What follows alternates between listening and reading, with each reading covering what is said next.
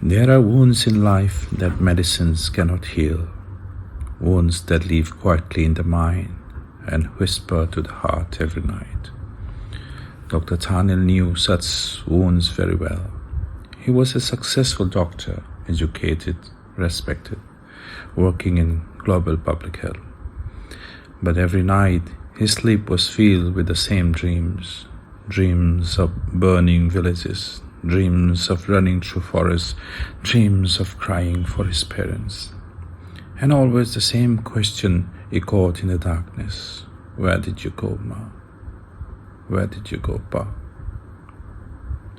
Years ago, in the hills of Manipur, violence had torn his childhood apart. His parents had fled, and he never saw them again. Years passed. He studied medicine, worked across countries, helped heal thousands of people, but deep inside, his own heart remained wounded. One winter morning, tired of medicines and sleepless nights, Thaanil traveled to the Himalayan town of Dharamsala, the home of the Dalai Lama. He had only one thought in his mind: if I could meet him, perhaps my restless soul would find peace. At the small market of Dharamsala, he met a young tourist guide named Suraj. Suraj was not wealthy. He had dropped out of college to support his mother, but there was something bright about him, a kindness, a quiet warmth.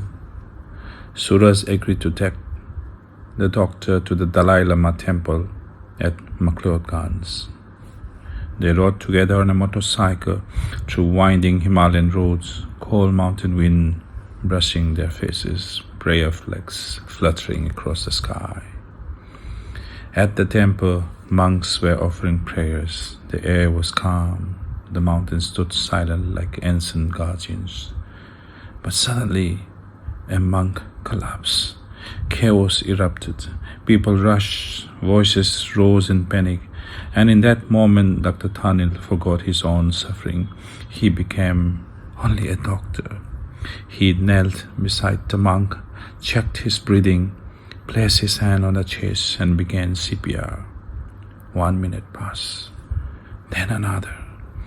The crowd held its breath, and then suddenly the monk gasped. Life returned. A wave of relief spread across the temple courtyard. A few minutes later, a monk ran towards them breathless. He bowed and said softly, "His Holiness, the Dalai Lama would like to meet the doctor." Suraj froze. He remembered something his mother had once told him. No one can take you to the Dalai Lama. If he wishes, he will call you. And today, he had called. Inside the residence, the room was simple and quiet, no grandeur, just a peaceful silence. The Dalai Lama entered, smiling gently. He shook Dr. Thaanil's hands warmly. There were no rituals, no mystical words. They simply spoke, like two human beings meeting for the first time. The Dalai Lama asked him about his work, about saving the monk, and about life, and suddenly something began to change inside Thaanil.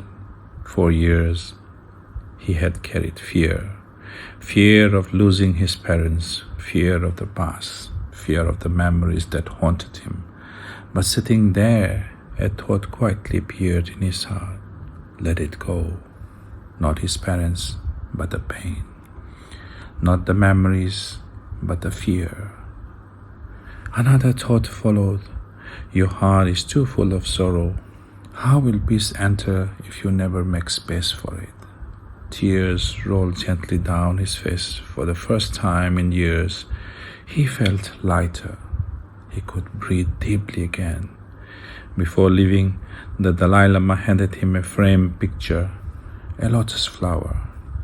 Below it were simple words: no mud, no lotus.